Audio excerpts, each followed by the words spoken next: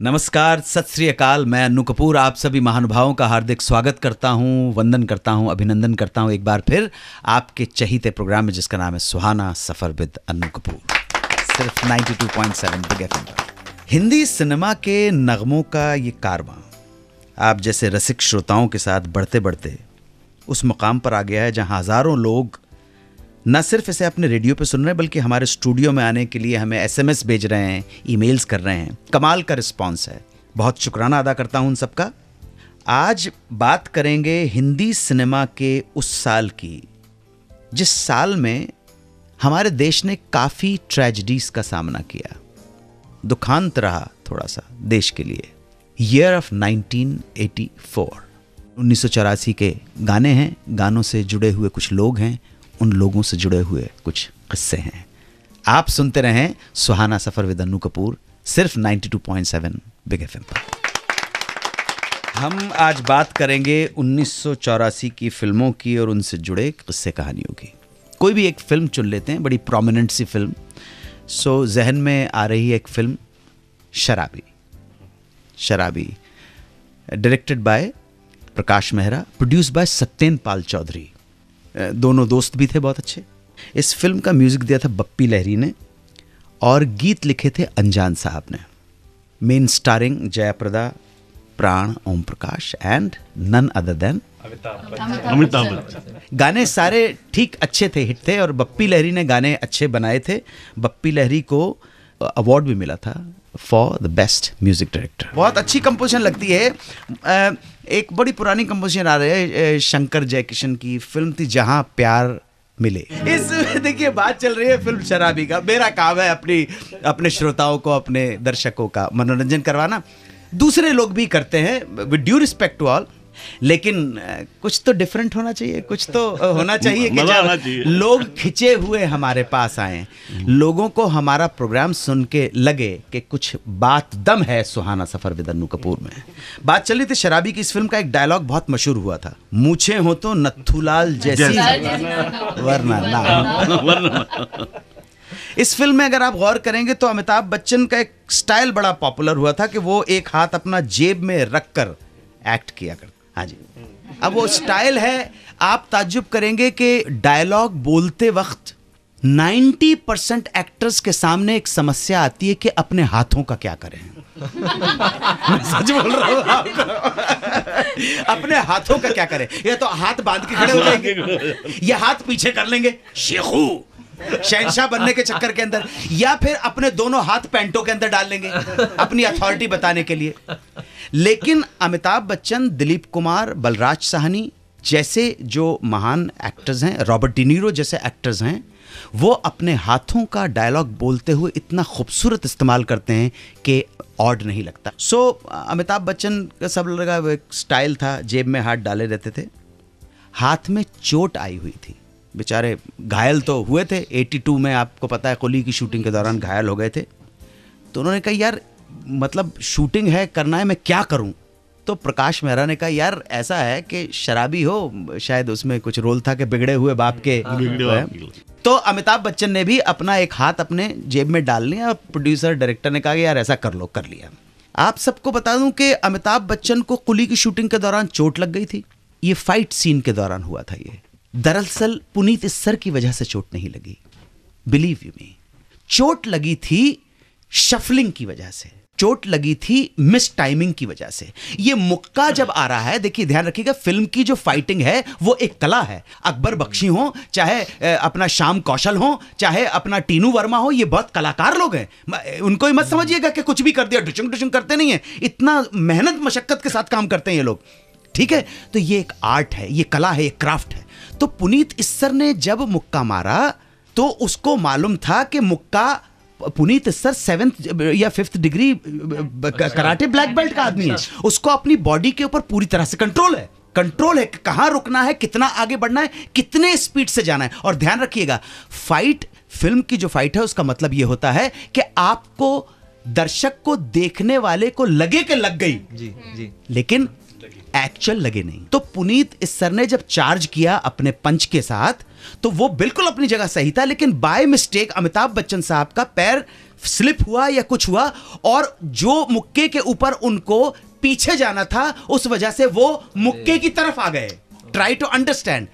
Balance बिगड़ा तो वो चले गए टेबल की तरफ, और टेबल के कोने से उनको चोट लग गई। बहुत बड़ी ट्रेजेडी थी। पूरी जनता ने, पूरे खल्क ने बेचारे पुनीत सर के ऊपर अपने क्रोध उतारना शुरू कर दिया। थू थू थू थू होने लगी पुनीत सर की। हर पेपर में कि आपने अमिताभ बच्चन, हंगामा मचा दिया लोगों ने, पुतले जलाए गए, पता नहीं क्या क्या त्राजदी, पथरावबाजी कर दी बेचारे के घर पर। पुनीत जी पहुंचे वहां पर, उन्होंने माफी वाफी मांगी अमिताभ बच्चन। तो अमिताभ बच्चन ने कहा, मैं जानता हूं पुनीत कि तुमने जानबूझ के नहीं किया, और क्यों कोई आदमी जानबूझ के करेगा। तब अमिताभ बच्चन ने कहा, हम सबसे गलती हो जाती है। अमिताभ बच्चन ने पुनीत सर को कहा कि मैं विनोद खन्ना के साथ एक फिल्म की शूटिंग कर रहा था, एक ग्लास फेंकना था विनोद खन्ना की तरफ, और विनोद खन्ना को डक करके बचना था। रिहर्सल में सब ठीक था, लेकिन जब फाइनल टेक की बारी आई तो ग्लास जो फेंका वो मिस टाइमिंग हो गई, और ऐसी गलत मिस टाइमिंग हुई कि वो जाके विनोद खन्ना की चिन पे लगा, और पूरा का पूरा ब्लीडिंग स्टार्ट हो गई, पूरी चिन कट गई थी, 4 टांके भी लगाने पड़ते, जाहिर है शूटिंग डिस्टर्ब हो गई थी। तो ये इस तरह के इंसिडेंट और एक्सीडेंट फिल्म्स के सेट पर हो जाते हैं, हम सबको बहुत अच्छी तरह से मालूम है। तो अमिताभ बच्चन ने पुनीत सर को माफ़ कर दिया। पुनीत सर भी बहुत अच्छे व्यक्ति हैं, उनके मन में इस तरह का कुछ नहीं था, मिस टाइमिंग हो गई थी, और मैं तो कहूँगा पुनीत सर की कोई गलती नहीं। वापस आकर बात करेंगे एक प्रेम कहानी की। इस प्रेम कहानी में एक लड़का होता है, एक लड़की होती है, और होता है चनाजोर गरम। अनोखी प्रेम कहानी सुनाऊंगा थोड़ी देर में। 92.7 बिग एफएम पर सुनते रहिए सुहाना सफर विद अनु कपूर।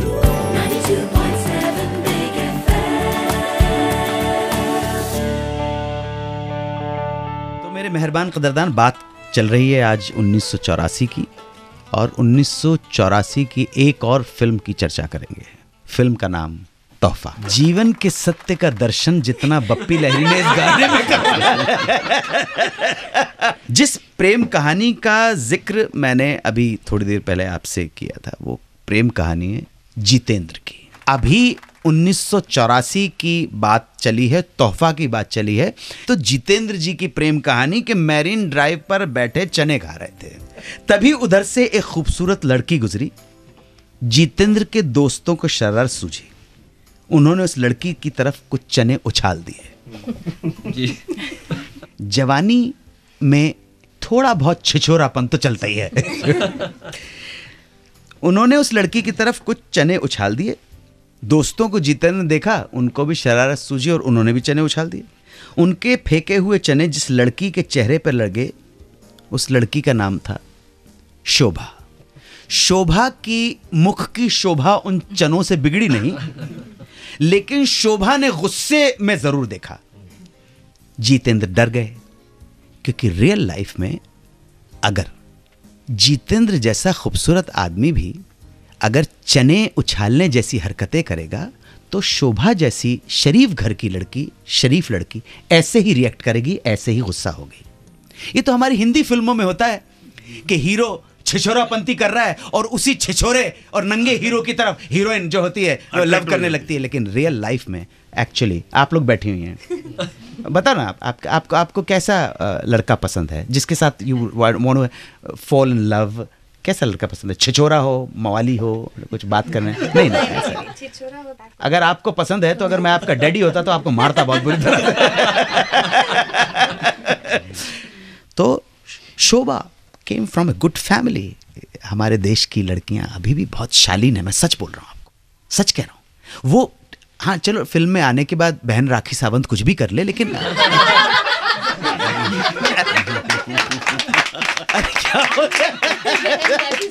देखो जी, देखो हमारे देश ने स्त्री को नारी शक्ति के रूप में पूजा हो, वो किसी भी रूप में हो, देवी के रूप में पूजती है, वो कुछ भी हो, वो मीना हो कि कांता हो कि दुर्गा हो कि अंबिका हो कि अंबालिका हो कि राखी हो कि मल्लिका हो कि मलाइका हो, हम तो पूजने वाले हैं। हमारे लिए तो सभी बहनें भाई, एक को छोड़कर, जो घर वाली। अब जाहिर है कि उसको बहन बनाना तो कुछ ज्यादा अत्याचार हो जाएगा। बाइफिकेट नहीं करते।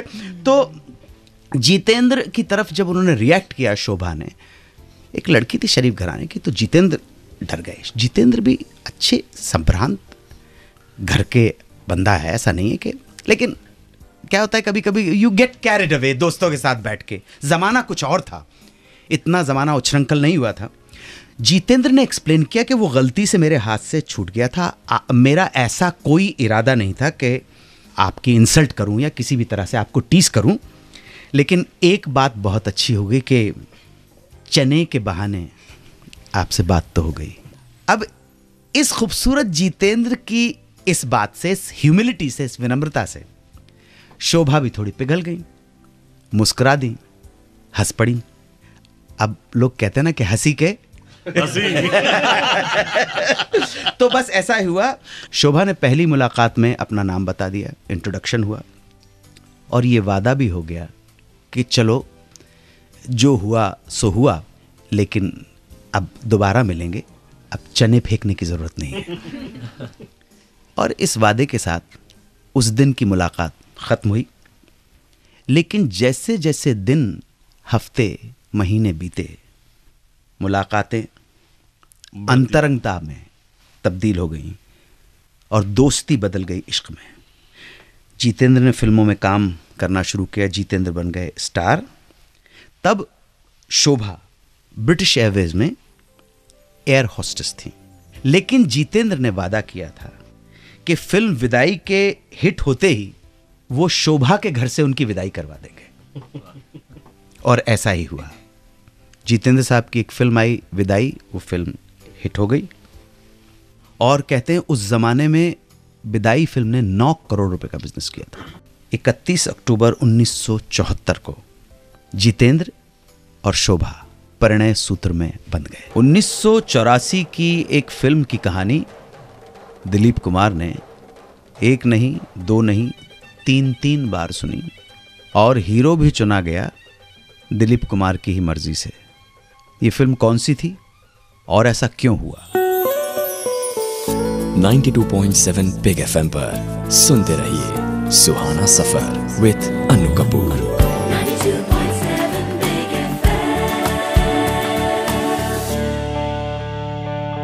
1984 में एक फिल्म आई थी मशाल। इस फिल्म को डायरेक्ट और प्रोड्यूस किया था यश चोपड़ा ने। यह फिल्म मशहूर मराठी नाटक अश्रूची झाले फुले पर आधारित थी। लिखा था वसंत कानेटकर ने। इसका फिल्मी रूपांतरण किया जावेद अख्तर ने। सलीम जावेद की जोड़ी टूटने के बाद as an independent writer Javed Akhtar की यह पहली फिल्म थी। इस फिल्म की कहानी को सबसे पहले दिलीप कुमार ने सुना और यस कह दिया। तैयारियां शुरू हो गईं और करीब साल भर का वक्त निकल गया। शूटिंग से 1 महीने पहले दिलीप कुमार ने जावेद अख्तर को फ़ोन किया और कहा मुझे एक बार कहानी और नरेट कर दो। जावेद साहब पहुंच गए नरेट करने के लिए। उन्हें लगा कि शायद कॉन्फिडेंट नहीं है दिलीप कुमार, इसलिए दोबारा सुनना चाहते हैं। इससे पहले जब जावेद ने यही कहानी कमल हासन को सुनाई थी तो उनका खास रिएक्शन नहीं था इस कहानी को सुनकर। इसी वजह से कमल हासन की जगह अनिल कपूर को फिल्म में लेने की बात चल रही थी। खैर जावेद अख्तर गए और उन्होंने दिलीप कुमार को दोबारा कहानी नरेट की, लौट आए। फिर अचानक शूटिंग से 1 दिन पहले दिलीप साहब का फ़ोन आया और उन्होंने फिर से कहा कि भाई मुझे एक बार कहानी फिर सुननी है। इस बार यश चोपड़ा साहब ने जावेद अख्तर साहब से कहा कि जाओ एक बार फिर और कहानी सुना कर आओ। जावेद अख्तर फिर गए और दिलीप कुमार को कहानी सुनाई और इस बार पूछ लिया कि ये बार बार आप कहानी क्यों सुन रहे हैं, मैं कंफ्यूज हो रहा हूं। तब दिलीप साहब ने कहा कि भाई कहानी आपकी सिंपल है लेकिन आपने मेरा कैरेक्टर इतना कॉम्प्लिकेटेड बना दिया कि मुझे समझने में प्रॉब्लम हो रही है। इसलिए इस रोल की बारीकी को समझने के लिए मैं आपको बार बार जहमत देता हूं, तकलीफ देता हूं। जैसा मैं बता चुका हूं कि अनिल कपूर ने जो मेन रोल किया था इसमें, मेन यंग मेल प्रोटैगनिस्ट का अगर कह लें। जी मैंने सुना है आपके प्रोग्राम में आपका नाम भी अनिल कपूर था उस वक्त, ऐसा? जी जी जनाब। जी जी जी, मैं राष्ट्रीय नाट्य विद्यालय का स्नातक रहा हूँ।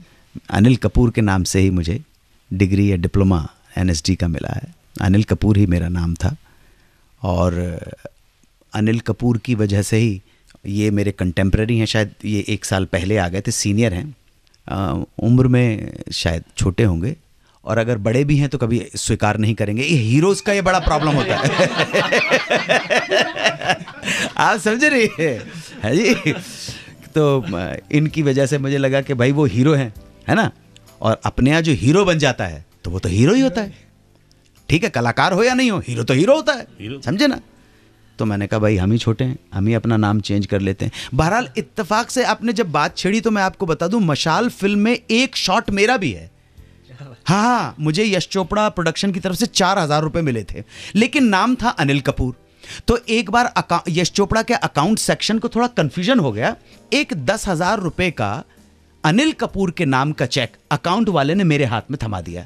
मैंने कहा कि ये यश चोपड़ा को ये मतलब मेरे ऊपर दया कैसे आ गई। मेरा तो टोटल पेमेंट ही 4,000 था। मैंने कहा चलो बड़े लोग हैं, इनके पास बड़े पैसे होते हैं, एक्स्ट्रा तो मनी, सब फिल्म वालों के पास बहुत एक्स्ट्रा मनी होती है, आप समझे ना। मैं चेक लेके घर आ गया। इत्तेफाक से उसी दिन या उसके नेक्स्ट दिन अनिल कपूर के बड़े भाई बोनी कपूर वहां पहुंचा, तो अकाउंट सेक्शन ने कहा कि यार अभी तो तेरे को चेक दिया 10,000 रुपए का। बोनी कपूर ने कहा कौन सा चेक, मुझे तो कोई चेक ही नहीं मिला भाई। तब ये खुलासा हुआ, मुझे बताया गया कि तुम फौरन जो चेक तुम्हें दिया गया उसको फौरन डिपॉजिट कर लेके तुम 10,000 का चेक पहुंच गए। फिल्म्स की शूटिंग्स हुआ करती थी पहले जमाने में, स्टूडियोज में मेकअप रूम्स हुआ करते थे, लेकिन एक चलन स्टार्ट हो गया वैनिटी वैन्स का या मेकअप वैन्स का। किसने किया ये ट्रेंड सेट? जिसने किया वो एक हीरोइन थी, बताऊंगा उसके बारे में और उसका नाम। आप सुनते रहें Suhana Safar with Annu Kapoor. 92.7 Big FM पर सुनते रहिए सुहाना सफर विद अन्नू कपूर।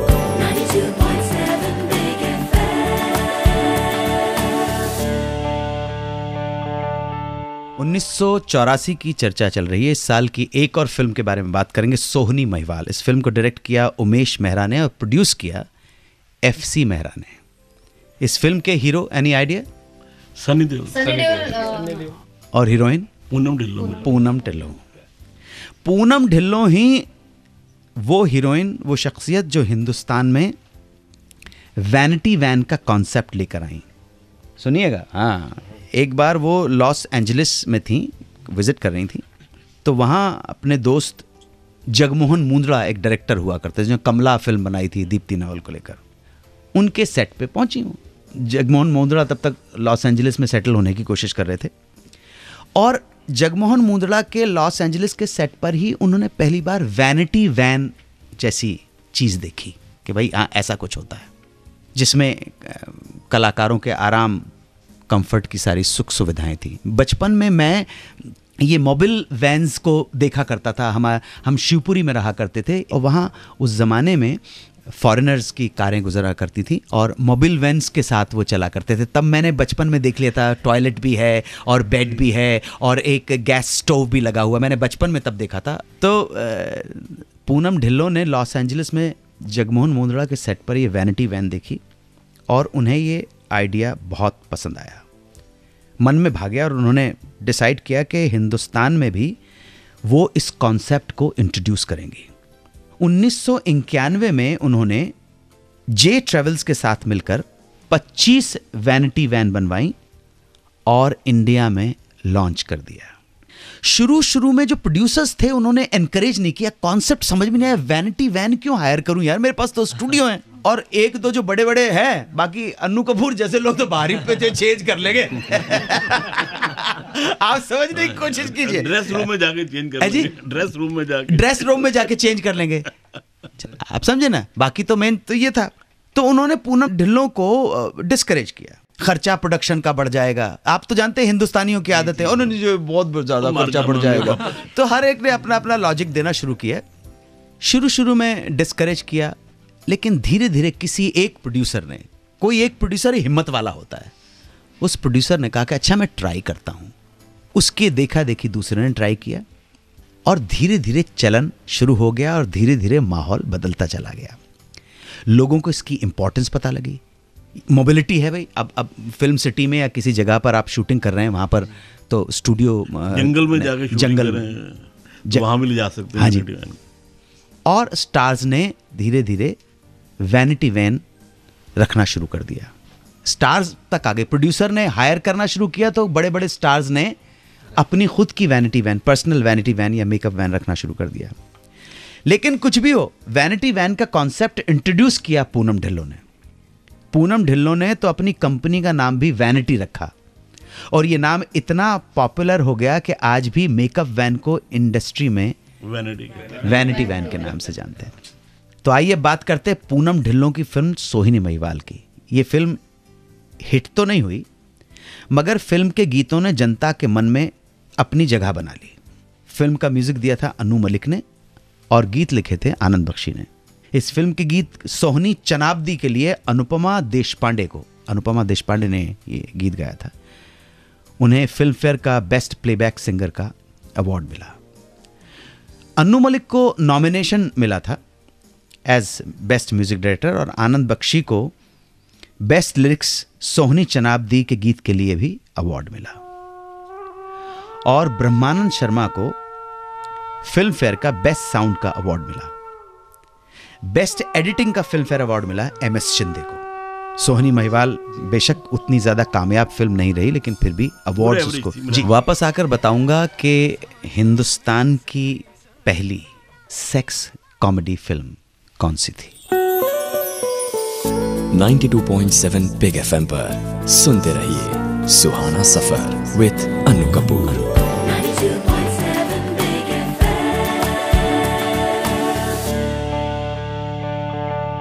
चर्चा में है साल 1984।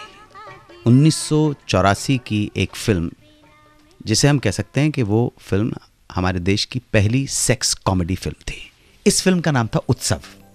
Film produced by Shashi Kapoor का प्रोडक्शन हाउस से निकली थी ये film. Directed by Girish Karnad.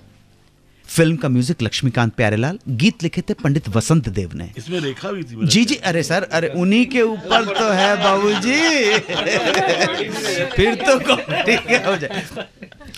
तो जी मैं बता रहा हूं। और गीत लिखे लक्ष्मीकांत प्यारेलाल का, और डायलॉग लिखे थे प्रसिद्ध साहित्यकार स्वर्गीय शरद जोशी जी ने। ये था इस फिल्म की मुख्य भूमिका में थी रेखा, बहुत कमाल की अभिनेत्री हैं। और इसमें ही पहला ब्रेक मिला था शेखर सुमन को एज द मेन प्रोटैगनिस्ट, जिन्होंने चारुदत्त की भूमिका निभाई थी। ये संस्कृत हमारे क्लासिकल इंडियन लिटरेचर का एक प्ले है जिसका नाम है मृच्छकटिकम, मिट्टी की गाड़ी। मिट्टी की गाड़ी के ऊपर आधारित ये फिल्म बनाई गई है। तो इसमें वात्स्यायन का कैरेक्टर भी इंट्रोड्यूस किया गया है, और चारुदत्त और वसंत सेना की प्रेम कथा है। वो उस जमाने की कहानी है जब स्त्रियां मृणाल, वलय और कंचुकी पहना करती थी हमारे देश में। वो बहुत स्वर्णिम काल था हमारे देश का। जैसे कहते थे, जहां डाल डाल पर सोने की चिड़िया करती हैं बसेरा, वो भारत देश है मेरा। दुनिया के इस पृथ्वी के ऊपर सबसे रिच जो नेशंस थे उनमें हमारा भारतवर्ष था।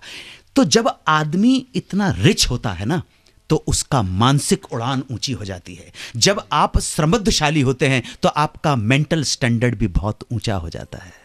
ठीक है ना। अगर आपकी जेब में 50 लाख होंगे तो आप अपनी छुट्टियां माथेरान में बिताने नहीं जाना चाहेंगे। 50 लाख रुपए रखे होंगे तो आप जाना चाहेंगे, आप बार्सिलोना चले जाएं, आप सॉल्जबर्ग चले जाएं, आप वियना चला जाएं, आप इंटरलाकन चले जाएं, आप मिलानो चले जाएं, आप पादुआ चले जाएं, वेनिस चले जाएं। इस जगह जाना चाहेंगे आप। तो ध्यान रखिएगा, समृद्ध व्यक्ति जो है उसकी कल्पना और उसका मानसिक स्तर की उड़ान बहुत ऊंची हो जाती है।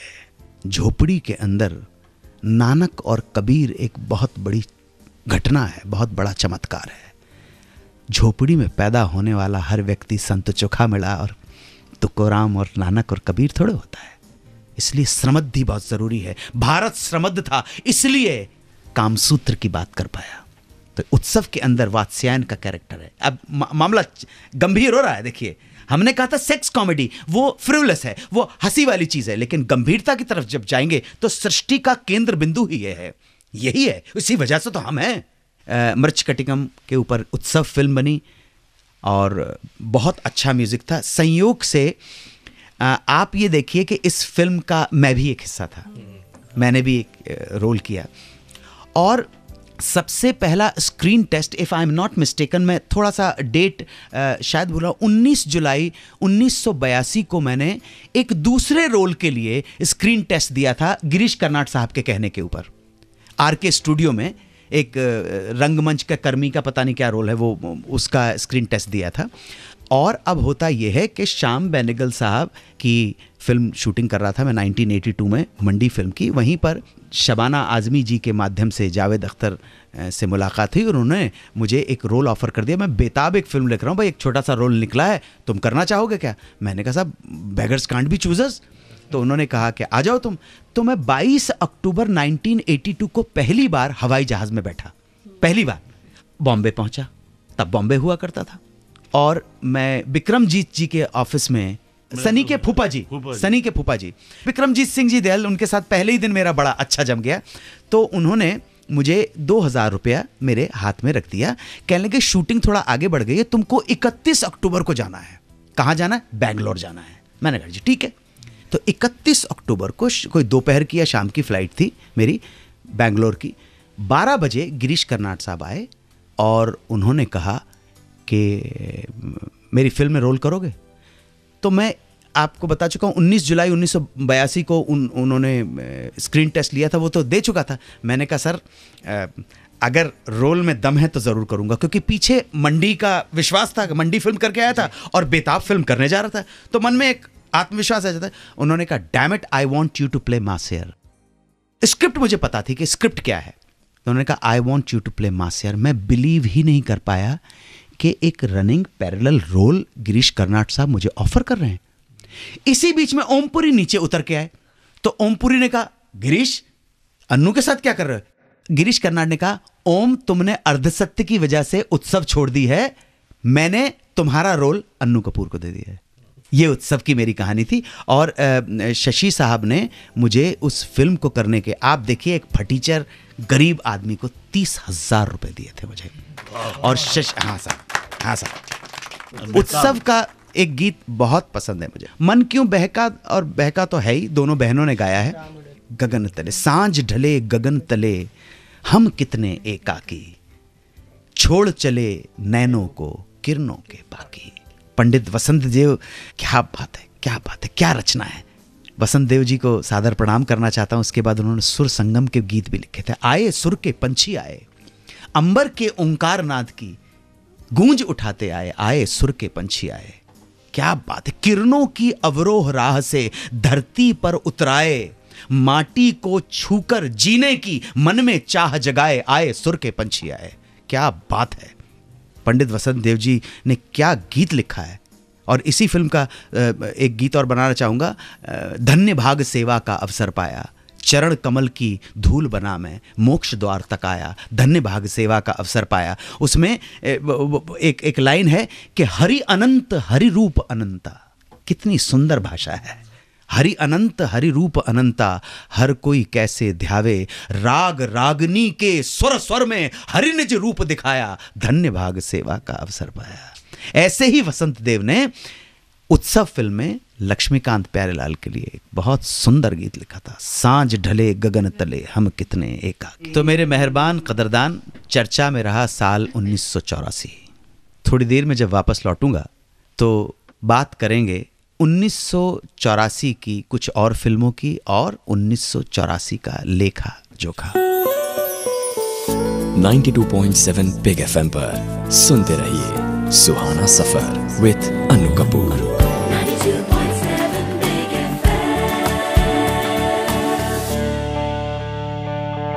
1984 की आज के शो में चर्चा की और ये शो अब बहुत तेज़ी से अपने अंजाम पे पहुंचने वाला है। इस साल बहुत सारी फिल्में आई, हर साल बहुत सारी फिल्में आती हैं और ये बात तो हॉलीवुड वाले भी मान चुके हैं कि बॉलीवुड में जितने नंबर ऑफ फिल्म बनती हैं उतनी कहीं नहीं बनती हैं। कुछ फिल्मों के नाम बताऊंगा। होली एक फिल्म आई थी, केतन मेहता की फिल्म थी, प्रोड्यूस किया था प्रदीप उप्पुर ने। प्रदीप उप्पुर मनमोहन शेट्टी जो एडलैब वाले हुआ करते थे पुराने समय, उनके दोस्त हुआ करते थे। मैं उन दोनों को बहुत अच्छी तरह से जानता हूँ। और केतन मेहता के साथ काम करने का सौभाग्य मुझे भी प्राप्त हुआ। मैंने सबसे पहली बार केतन मेहता के साथ एक एंटी अल्कोहलिज्म 1 घंटे की एक फिल्म बनी थी, उसमें मैंने काम किया था। पहला कदम या एक ही कदम, उसमें मुझे काम करने का मौका मिला। दारू वाले का रोल किया था, जो अल्कोहलिक का रोल किया था। और उसके बाद उन्होंने न जाने कितने एक्टर्स के बीच में से मेरा चुनाव किया सरदार फिल्म में महात्मा गांधी का रोल करने के लिए। बहुत अजीब बात है कि पहली बार आपने किसी डायरेक्टर से साथ एक शराबी का रोल किया हो और दूसरी फिल्म में उसकी जौहरी की नज़र देखी है आपके, उसने आपको गांधी के रोल के लिए चुना। तो जोरदार तालियां केतन मेहता के लिए। इस फिल्म की कास्ट थी आमिर खान, नसीरुद्दीन शाह, आशुतोष गवारीकर। आशुतोष गवारीकर ने एक बेहतरीन फिल्म बनाई है हमारे सामने, लगान। इस तरह की फिल्में बहुत कम बना करती हैं। जोरदार तालियां आशुतोष के लिए। इस फिल्म का म्यूजिक दिया था रजत ढोलकिया ने। फिल्म को नेशनल अवार्ड बेस्ट सिनेमाटोग्राफी के लिए नेशनल अवार्ड मिला था जहांगीर चौधरी को। ये जहांगीर चौधरी ने नाम कमाया लेख टंडन की एक फिल्म से जिसका नाम था दुल्हन वही जो पिया मन भाया। और ये Jahangir Chaudhary was married to Monica, जिन्होंने बहुत दुखदाई स्थिति के अंदर इस जीवन से हाथ धो लिया, आत्महत्या कर ली। मोनिका चित्रा सिंह की बेटी थी, जगजीत और चित्रा सिंह की बेटी थी। और ईश्वर उनकी आत्मा को शांति प्रदान करे। आज जगजीत सिंह भी इस दुनिया में नहीं है, इस बहाने उनको भी श्रद्धा सुमन अर्पित करते। तो Jahangir Chaudhary was married to Monica. इसी साल रमेश तलवार की एक फिल्म आई थी दुनिया, जिसे प्रोड्यूस किया यश चोपड़ा ने। फिल्म की कहानी लिखी जावेद अख्तर ने। कास्ट ऋषि कपूर, दिलीप कुमार, अमृता सिंह, प्राण, अमरीश पुरी। फिल्म का म्यूजिक बाय आर.डी. बर्मन। और बी.आर. चोपड़ा साहब की भी एक फिल्म आई as a producer, Aaj Ki आवाज़। फिल्म को डायरेक्ट किया था उनके बेटे रवि चोपड़ा ने और म्यूजिक रवि का, गीत लिखे हसन कमाल ने। इस फिल्म के गीत आज की आवाज़ के लिए हसन कमाल को बेस्ट लिरिसिस्ट का फिल्म फेयर का अवार्ड मिला था। कलाकार थे राज बब्बर, स्मिता पाटिल, नाना पाटेकर। बहुत सारी फिल्में आई हैं। म्यूजिकली ये वो टाइम था जहाँ एक ट्रेंड चेंज हो रहा था। इक्का दुक्का कोई आ जाती थी फिल्में, उत्सव जैसी फिल्में जहाँ एक मास्टरली स्ट्रोक आ जाता था। लेकिन यहाँ से ही इंडस्ट्री के अंदर, ऐसा नहीं बोलूँगा कि यहीं से बप्पी लहरी ने शुरुआत की, लेकिन बप्पी लहरी आना शुरू हो गए। पश्चिम के जब मैं कंपोजिशन सुनता हूँ तो भारत के 3 राग बड़े प्रखर और मुखर रूप से दिखाई देते हैं, किरवानी, पहाड़ी और भैरवी। ये 3 एक ऐसे राग हैं। मेहंदी साहब ने बहुत कमाल का इस्तेमाल किया, लक्ष्मी जी ने बहुत कमाल का इस्तेमाल किया। आऊंगा उस साल में आएंगे जब बात करें। 1984 के ऊपर कॉन्सेंट्रेट करना है और चलने का समय होगा। 1984 में एक और फिल्म का म्यूजिक कमाल का बनाया था आर.डी. बर्मन ने। और हमारा सौभाग्य के स्टूडियो में हमारे साथ बीरबल साहब भी मौजूद है। जोरदार तालियां बीरबल जी के लिए। राज खोसला की हर फिल्म में म्यूजिक हमेशा लाजवाब रहा है, क्योंकि राज खोसला डायरेक्टर बनने नहीं सिंगर बनने आए थे जी, इसलिए उनको म्यूजिक का बड़ा ज्ञान था। और सनी का हर गाना लाजवाब। बंगला में बनाया था आर.डी. बर्मन ने composition. What a beautiful composition. मैं आपको बोल रहा हूँ, आप सबको, ये गाने सुनने के बाद आपके हृदय के जो तंत्र हैं उनके ऊपर बहुत पॉजिटिव असर पड़ता है। विश्वास मानना, आप जीवन जीने की प्रेरणा मिलती। इन सुरों के अंदर जादू है। खुश रहें और जवान रहें, जवानी सदैव मुस्कुराती रहे। इसी शुभकामना के साथ आज मैं आपसे विदा लेता हूं। फिर आपके सामने हाजिर होऊंगा उस प्रोग्राम को लेकर जिसका नाम है Suhana Safar with Annu Kapoor. 92.7 Big FM पर सुनते रहिए सुहाना सफर विद अन्नू कपूर।